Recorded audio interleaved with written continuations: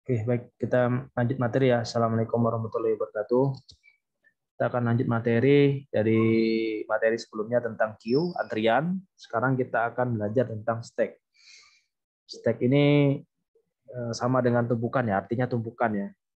Analoginya sama seperti tumpukan kertas ataupun buku ataupun tumpukan piring ya. Nah, logikanya seperti itu. Nah, beda antara antrian dengan stack. Kalau antrian kan konsepnya FIFO kan, first in, first out. Siapa dulu yang datang duluan, maka itulah yang akan keluar duluan. Nah, kalau stack kebalikan, dia konsepnya adalah LIFO, last in, first out. Last in, first out. Artinya siapa yang belakang, dialah yang akan keluar duluan. Nah, analoginya sama seperti tumpukan piring ya. Kan kita numpuk nih piring yang pertama kali kan otomatis kan yang paling bawah tuh disusun, kita susun sampai posisi yang paling atas kan. Nah, nanti ketika orang mau mengambil piring, otomatis kan yang diambil piring yang paling atas kan, paling atas duluan kan, bukan yang paling bawah, tapi yang paling atas yang diambil. Nah, inilah konsep stack tumpukan, LIFO, last in first out. Jadi yang paling terakhir datang atau yang paling terakhir input itulah yang akan diproses terlebih dahulu. Last in first out. Nah, kalau antrian FIFO, first in first out, dia yang datang duluan dialah yang diproses. Kalau ini LIFO, analoginya sama seperti tumpukan piring. Ya, lanjut ya. Nah, ini pengertiannya, stack atau tumpukan adalah suatu struktur data yang penting dalam pemrograman. Dia bersifat LIFO, last in first out, yang seperti saya jelaskan tadi. Benda yang terakhir masuk ke dalam stack akan menjadi benda pertama yang dikeluarkan dan stack. Nah, keywordnya adalah apabila benda terakhir masuk ke dalam stack, maka dialah yang akan keluar pertama kali. Nah, begitu juga dengan data. Data yang terakhir masuk, nah itulah yang akan menjadi data pertama kali yang akan dikeluarkan. Oke, selanjut. Nah, ini operasi stack, fungsi-fungsinya ada push, ada pop, ada pick, ada is empty, ada is full. Push ini kan artinya mendorong ya. Artinya apa? Artinya adalah penambahan suatu item ke dalam stack. Push. Artinya kita masukkan tuh, misalkan kayak piring ya. Ada piring yang udah baru dicuci nih. Nah, mau kita masukkan ke tumpukan yang lama nih. Nah, otomatis kan kita push tuh, kita masukkan gitu kan. Kita letakkan gitu ibaratnya tuh. Nah, kemudian ada function yang namanya pop. Nah, kalau pop dia mengambil item tersebut. Ibaratnya kalau kita ke kondangan kan, nah kita ambil tuh piring, nah itu pop. Kalau kita ngambil piring ya, ambil piringnya. Tapi kalau kita meletakkan piring ke dalam tumpukan itu push, fungsi push. Nah itu bedanya di situ, push sama pop. Kemudian yang tiga ada pick. Pick digunakan untuk melihat posisi data yang paling atas. Jadi yang paling atas itu posisinya udah sampai mana sih? Nah itu pick. Kemudian ada function is empty, method is empty. Nah, function ini digunakan untuk mengecek apakah si tumpukan ini masih kosong enggak gitu. Sama seperti antrian, dia ngecek nih. Ini udah terisi atau belum. Nah, kemudian ada method is full. Is full ini gunanya untuk mengecek apakah stack ini sudah terisi secara penuh atau belum. Udah penuh atau belum gitu. Kalau misalkan udah penuh berarti kan bisa dimasukkan lagi gitu kan. Kalau misalkan dia masih kosong, berarti masih bisa dimasukkan tuh barang anunya tuh datanya atau bendanya tuh masih bisa dimasukkan. Tapi kalau dia udah penuh, itu nggak bisa dimasukkan. Nih fungsi-fungsi ya, ada push, ada pop, ada pick, ada SMT, ada is full. Kemudian ini metode SMT. Nah, di sini saya punya variabel namanya atas ya, atau top ya. Kalau misalkan mau pakai bahasa Inggris silakan top. Nah, saya set jika dia nilainya sama dengan D1, maka berarti masih kosong. Seperti yang kita ketahui ya, array kan mulainya dari nol kan, data yang mulai terisi kan dari nol. Makanya ketika dia atasnya sama dengan D1, artinya masih kosong, belum ada data yang dimasukkan. Hanya is empty. Kemudian ini is boolean apabila posisi atasnya sama dengan jumlah data yang dimasukkan. Misalkan jumlah datanya 5 nih, ternyata posisi terakhir di 5, artinya udah penuh gitu, nggak bisa dimasukkan lagi. Nah, ini metode is full ya. Dia ngecek kalau misalkan ternyata udah penuh, berarti dia mengeluarkan true ya, true. Kalau enggak ya false berarti kan. Nah, ini metode untuk memasukkan data ke dalam tumpukan.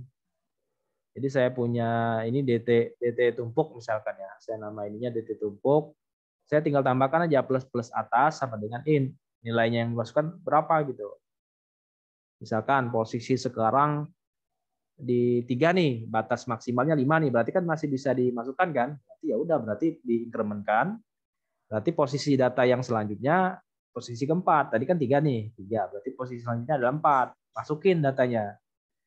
Kemudian ada lagi nih, misalkan di push lagi. Tinggal di push berarti masukin lagi, berarti datanya sama dengan 5. Data posisinya ke 5. Nah, ini dalam kondisi ya udah full kan, kita tadi kan jumlahnya 5 tuh.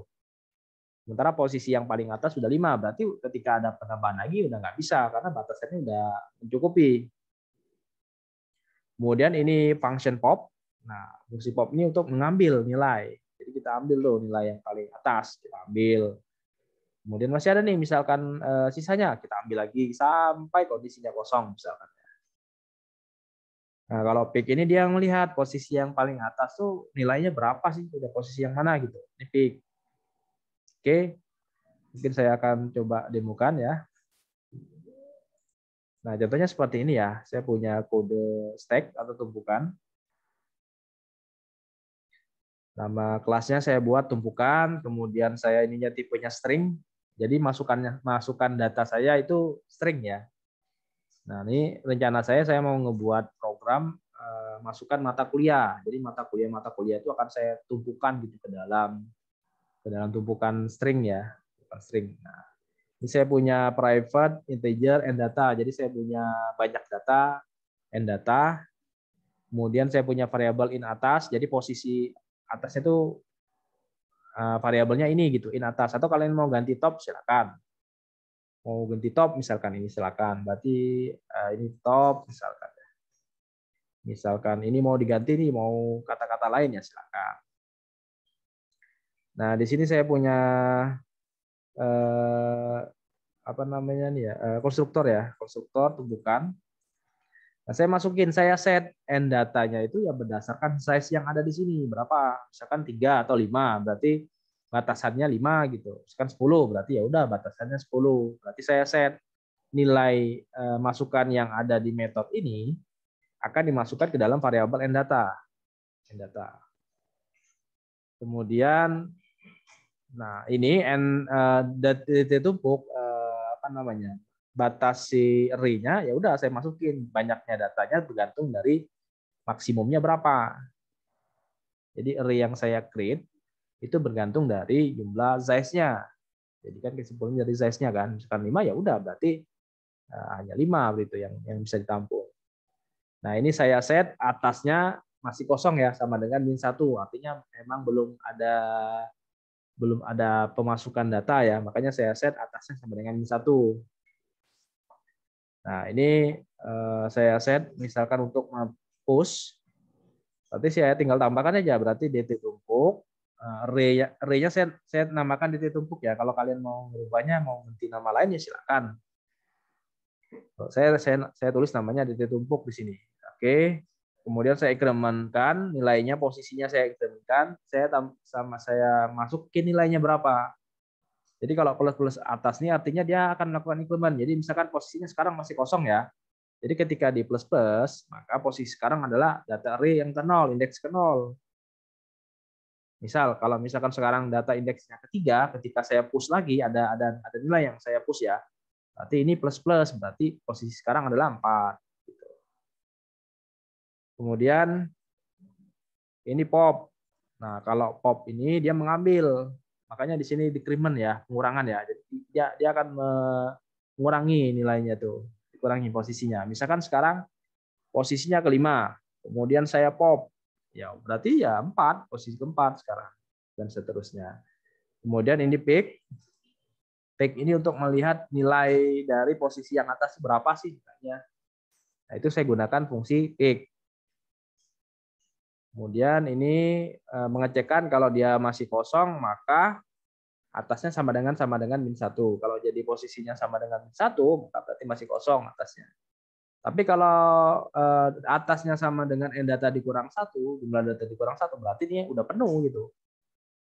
Nilai yang dimasukkannya udah nggak bisa dimasukin, udah penuh. Nah, kalau sudah ya udah, tinggal saya buat objeknya di sini. Saya buat objek namanya T di sini ya. T, ininya tumpukan, new. Nah, tumpukan ini saya create dari kelas ini ya, tumpukan ini. Nah, ini nama objeknya T. Nah, ini saya set 7, artinya size yang di sini 7. Ini 7 nih. Nah, ini 7.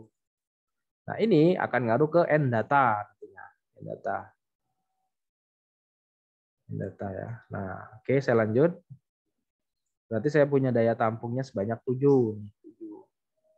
Nah, saya ngecek nih, apakah masih kosong. Nah, dia ngecek, kan saya belum masukin apa-apa nih, saya komen dulu ya. Ini. Saya komen dulu. Ini ya saya komen. Ini saya komen. Ini juga saya komen. Saya komen.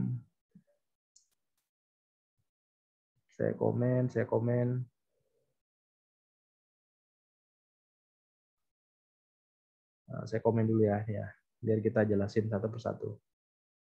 Ini kondisi yang untuk paling atasnya saya komen dulu. Ini mengecek apakah masih penuh. Kemudian ini juga saya komenin, ini juga saya komenin. Ini juga saya komenin. Bentar. Ini juga saya komenin. Ntar saya cas dulu laptop. Baterainya habis. Oke, udah ya. Nah, oke. Nah, saya buka Excel ya buat ilustrasi ya. Saya buka Excel. Ininya saya gedekan. Oke, saya gedein ya. Nah, oke, besarin ya. Oke. Sekarang saya punya stack nih ya. Ini saya anggap stack. Stack ininya 7 ya. 1, 2, 3, 4, 5, 6, 7 ya. Ada 7 ya. Ya, 7 ya. Ini saya buat garis-garis ya. Oke, ini 7. Saya geser dulu ya. Ini 1, 2, 3. Saya tumpuk nih. Analoginya seperti tumpukan yang 4, 5, 6, 7. Nah, 7-nya paling atas nih, posisi yang paling atas. Kalau karena array mulainya dari 0 nih, 0, 1, 2, 3, 4, 5, 6. Kalau array ya indeksnya. Indeks ke 0, indeks ke 1, dan seterusnya. Ini analoginya saya buat 1 sampai 7 aja dulu ya. Kemudian yang pertama, saya akan menampilkan, saya punya T is empty, apakah masih kosong? Nah, masih kosong kan, belum ada apa-apanya, belum saya masukin nilainya. Ketika saya run, saya jalankan, ininya ya. Bentar, ini ada yang kurang nih kayaknya. Oh, ininya belum di komen. Sebentar, baterainya low. Saya cas dulu ya. Nah, oke. Nah, ketika saya running, mana ya run file ya? Oke. Saya close, saya run. Nah, kan tadi kan saya panggil nih system.out.println ya. Println, apakah dia ngecek objeknya ini masih kosong atau enggak? Ini ya. Mana tadi? Nah, ini ya. Nah, ternyata keluarannya adalah true, artinya dia masih kosong nih, belum dimasukin sama sekali. Kemudian saya ngecek apakah si tumpukannya masih sudah penuh atau belum ya. Otomatis kan masih true nih, karena kan masih kosong, belum penuh kan. Ketika saya running, nah ya dia masih kosong, masih nggak penuh gitu. Makanya jawabannya false. Kenapa false? Ya dia nggak kosong, artinya masih bisa diisi. Tapi kalau dia full, ketika dia jumlah datanya udah sama dengan nilai batasannya, berarti ini true. Nah, ini kenapa ini jawabannya false? Yaitu artinya dia belum penuh. Tapi kalau dia udah penuh, maka dia akan mengeluarkan true di sini. Ya. Oke, saya lanjutkan lagi. Nah, sekarang saya masukin nilainya. Yang pertama saya masukin algoritma pemrograman dasar misalkan. Berarti ketika analoginya di sini. Dari sini saya masukin nih. Sininya algoritma pemrograman dasar ya. Nah, berarti dia akan masuk nih ke dalam stack APD. Kemudian sebentar. Nah, ininya kemudian saya masukin lagi misalkan ya bahasa Inggris. Misalkan ya udah masukin. Bahasa Inggris sama kalkulus ya. Berarti di sini analoginya bahasa Inggris 1. Bahasa Inggris 1 sama apa tadi? Lagi saya lupa. Kalkulus ya, kalkulus. Sama kalkulus. Kalkulus. Nah, ketika saya mau mengecek apakah dia masih kosong, ya otomatis ini kan udah terisi. Makanya ketika saya buka ininya, is empty, apakah masih kosong? Ya enggak, karena udah ada isinya. Ketika saya running, nah hasilnya false ini. Ya, dia udah ada isi kok. Yang pertama ini algoritma pemrograman dasar, yang kedua bahasa Inggris, yang ketiga kalkulus. Makanya ketika saya ngecek apakah masih kosong, ya enggak, udah ada isi. Nah, sekarang yang saya mau lihat nih posisi yang paling atas tuh berapa sih? Nah, ya udah tinggal saya panggil aja function pick-nya. Ketika saya run, nah keluar tuh yang paling atas adalah kalkulus nih. Yang paling ke atas adalah kalkulus. Kemudian saya jalanin lagi, misalkan saya mau ambil nih nilai kalkulusnya, saya mau keluarkan, ya udah saya tinggal tap-pop aja. Nah, jadi ketika saya tap-pop, ininya akan hilang nih. Ini, aduh. Nah ininya mau saya pop ya. Nah ini bakal hilang nih ketika saya pop. Nah ini hilang nih, yang kalkulusnya bakal hilang. Kemudian saya akan lihat nih posisi yang paling atas tuh apa sih? Ya otomatis yang paling atas ya ini bahasa Inggris 1. Ketika saya run,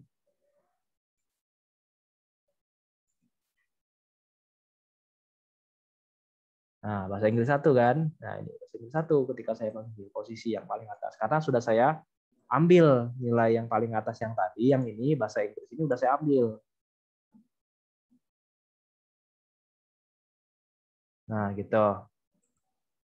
Kemudian saya ngecek lagi apakah masih kosong. Ya enggak.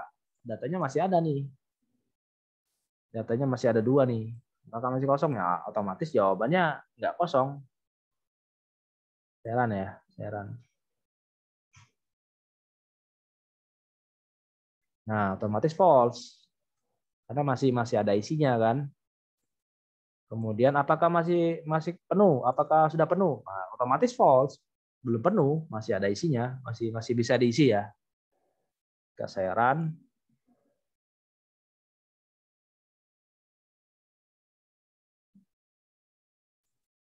nah, makanya jawabannya false, artinya belum penuh, masih bisa diisi. Nah, sekarang saya tambah nih, tepus, matematika diskrit. Saya tepus lagi bahasa Inggris 2 ya. Bahasa Inggris saya masukin lagi aljabar linier. Saya masukin lagi arsitektur komputer misalkan. Kemudian algoritma struktur data. Nah, ini saya masukin nih, berarti di posisi di sini matematika diskrit ya. Matematika diskrit. Kemudian bahasa Inggris 2, saya masukin ke sini. Bahasa Inggris 2. Kemudian aljabar linier. Aljabar linier. Kemudian algoritma dan algoritma arsitektur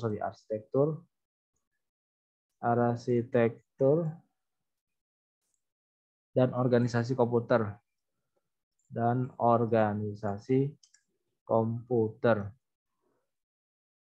Kemudian yang terakhir algoritma struktur data ya. Algoritma struktur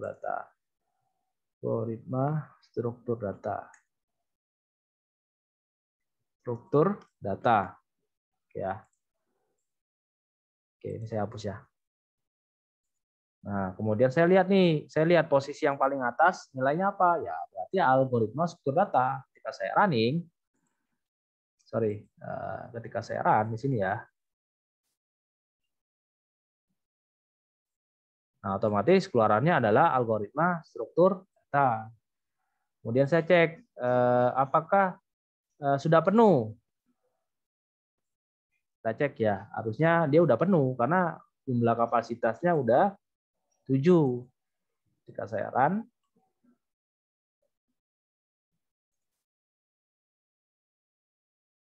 nah hasilnya true, artinya emang udah penuh gitu. Kalau ketika ada lagi yang masuk ya nggak bisa lagi karena batasannya cuma 7. Kemudian, nah kalau yang ini untuk menampilkan semua isinya nih, tinggal kita buat aja codingan. Codingannya kita buat condition pengulangan. Jadi mulainya dari 0 karena kan index array kan seperti kita ketahui kan mulainya dari 0 ya. Nah, makanya ini dt tumpuk length. Kemudian kita panggil objeknya, kemudian kita panggil ininya array-nya. Objeknya apa, array-nya apa, udah selesai. Jadi nanti akan keluar seperti ini nih. Algoritma struktur data, bahasa Inggris 1, matematika diskrit, bahasa Inggris 2, algebra linier, arsitektur organisasi komputer, dan algoritma struktur data. Jadi yang ini yang udah kehapus tadi udah hilang. Tadi kan di sini tadi kan apa ya tadi ya, saya lupa. Yang dihapus tadi itu sebentar saya lupa. Kalkulus ya tadi ya kalau nggak salah. Kalkulusnya jadi kehapus kan karena diganti sama matematika diskrit. Kan tadi kan udah di pop tuh. Di pop terus matematika diskritnya di push ya.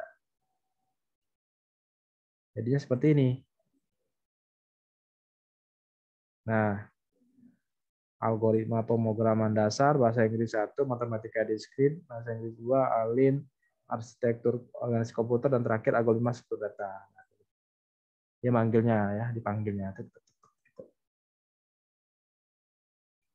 Nah, inilah algoritma struktur data mengenai stack ya, bukan ya. Nah, silakan dicoba.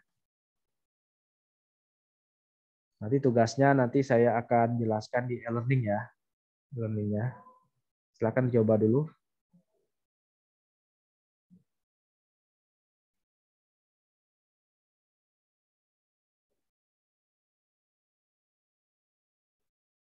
Nah, ini coba dulu ya. Ini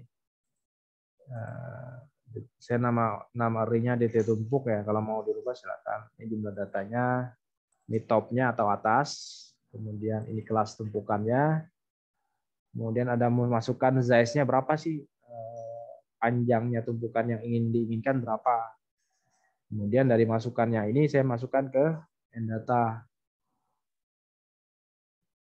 Kemudian ini saya create array-nya ke dalam array.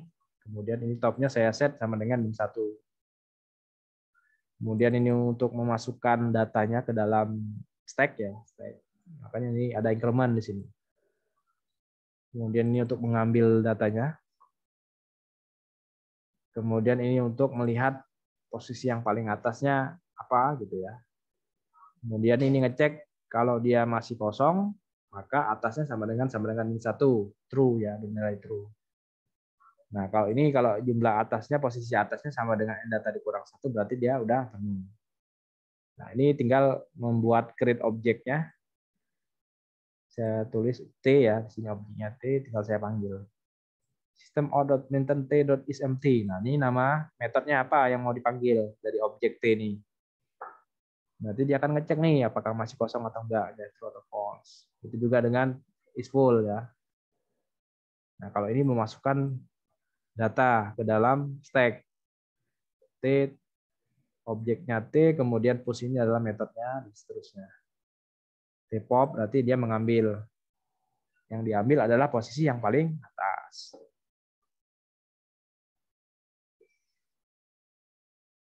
Nah, ini ngecek apakah masih kosong, masih full, dan seterusnya. Nah, tugasnya nanti akan saya jelaskan di e-learning ya. Nah, ini silakan dicoba dulu. Case study-nya nanti saya akan tulis di e-learning. Nanti akan dikerjakan ya. Mohon dikerjakan.